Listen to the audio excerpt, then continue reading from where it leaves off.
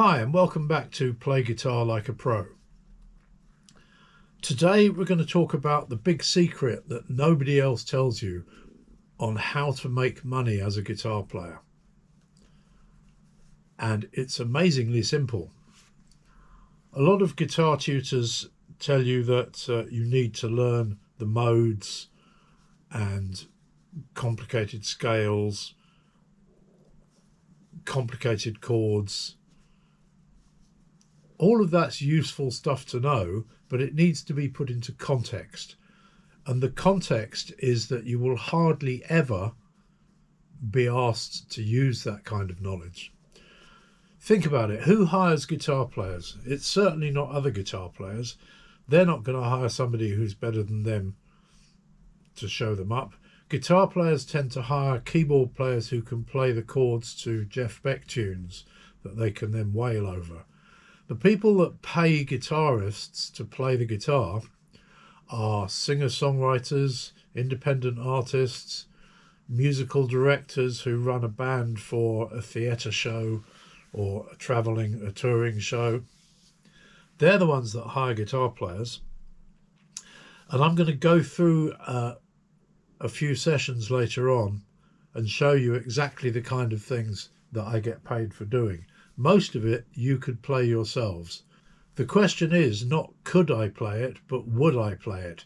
And subsequent to that, how would I play it? So we're going to be looking at some real life examples later on.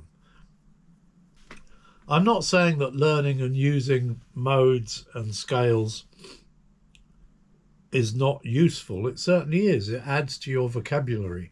But the question is, where and how are you going to use them? No musical director or singer-songwriter gives a damn whether or not you found a particularly cunning way of using the super Locrian mode over a diminished chord. They don't care. What they want you to do is play the song, and we'll be doing a video on how to play the song later on.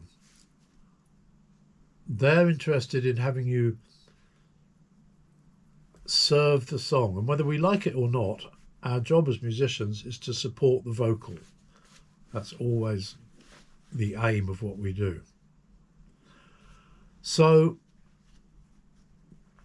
the only way you'll make money out of learning the really super complicated stuff is if you decide to go into competition with the likes of Guthrie Govan, and he's already so far ahead of everybody else that you don't really stand a chance of catching up, even getting close. And even Guthrie Govan, his gigs, mostly the audience are other guitar players. And I think when you learn stuff, it's important to have a context for it. For example, I've just started learning the diminished scale, the whole tone, half tone, whole tone, half tone, whole tone, half tone, blah, blah, blah.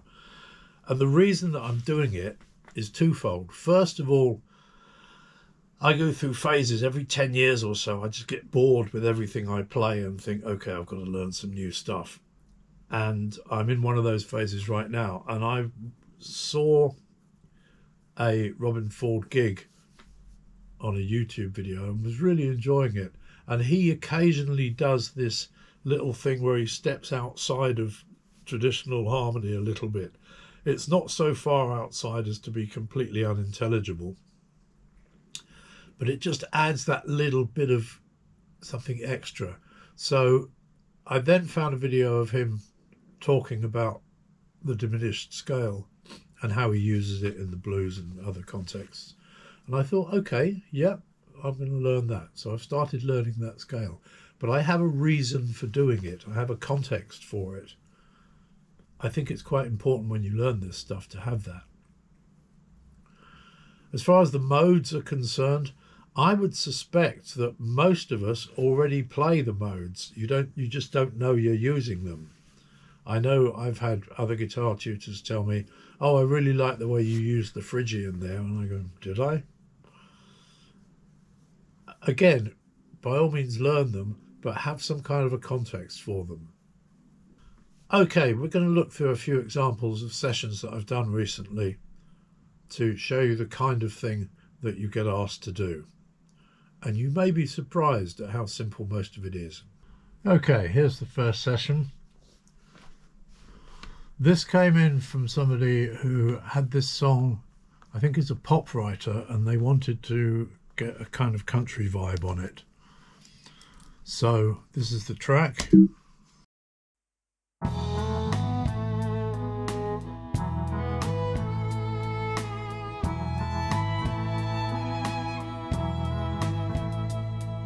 I could have been right, I could have been wrong. And they had an acoustic guitar that went with it.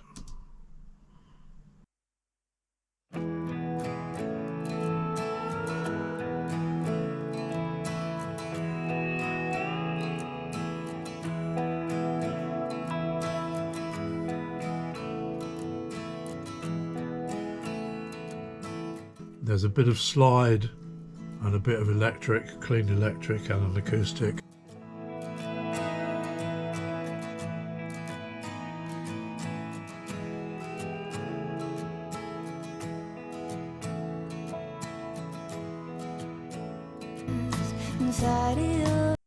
So I muted their guitars.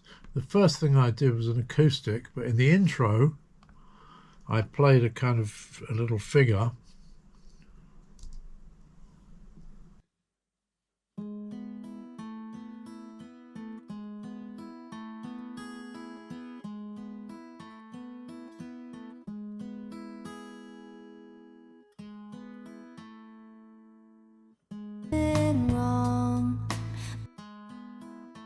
To forget it. Me, it wasn't me, it wasn't me.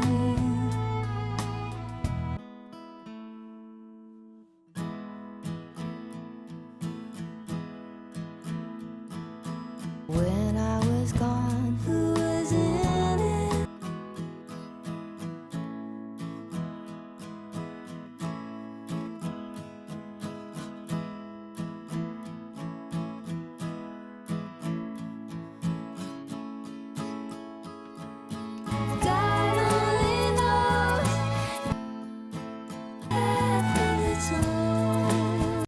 I also did a steel guitar, pedal steel, because they have some steely stuff on their version.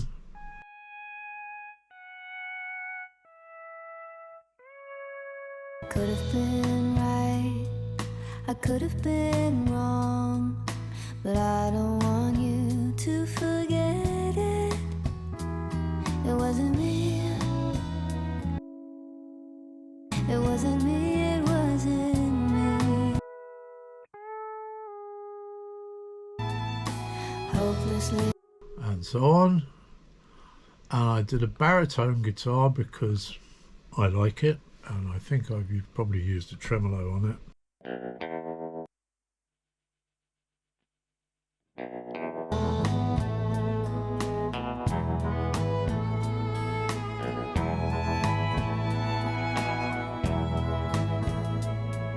I could have been right. And then that goes in the verse, I cut that to half, so I'm only doing it twice as often. I could have been right, I could have been wrong, but I don't want you to forget it.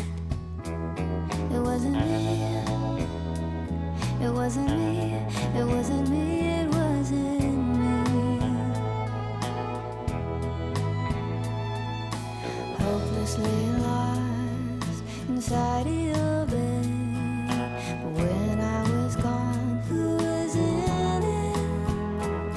It wasn't me, it wasn't me. When love will leave you. Go to some fuller arpeggios and It has a path of its own.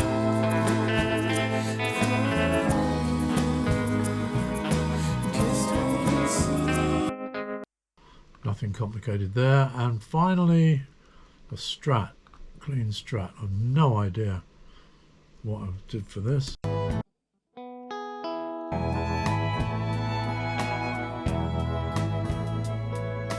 could have been. Okay, just the odd little chordal figure.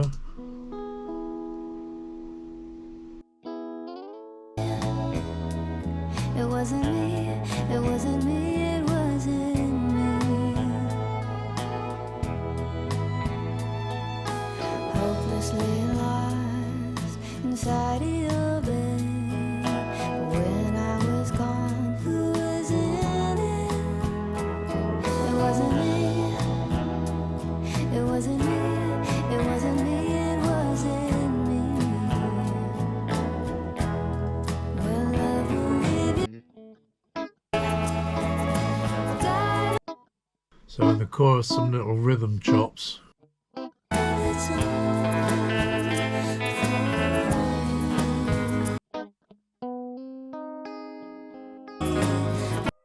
I'm having to deal with the solo violin and the strings that are on the track that the producer sent, and trying to keep out of the way of them, really.